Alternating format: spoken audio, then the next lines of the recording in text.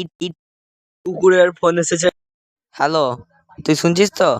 তুই আমার চেনা জানা ডাকতে হলে ওই যে আমি যে একটা বন্ধুকে তোর কাছে পেটেছি, তার নাম অনিস। তাকে দেখে দিবি, সেই পেটে ব্যথা ওষুধে দিবি যেটা তুই আমাকে সেদিন দিয়েছিস, ঠিক আছে? আমি এখন 12:30টার দিক দিয়ে ব্যস্ত আছি। আমাকে একটা লোকের কিডনিটা ছিঁড়ে বের করতে হবে, ওই জন্য আমি এখন তোর সাথে কথা বলতে পারবো না, ঠিক আছে? আচ্ছা, তাহলে একটা কিডনি ক টাকা দাম হবে বলতো? ওই যে প্রায় 5 গুণিতক 6 গুণিতক ক্ষেত্রফল বের করে 4 ইঞ্চি ডিগ্রি অ্যাঙ্গেল মেপে তারপর 5 দিয়ে বিয়োগ করলে টাকা পেয়ে যাবি তুই। তাহলে তুই কত পাস? আমি ওই 2-3 হাজার পাই 3টা কিডনি বিক্রি করে।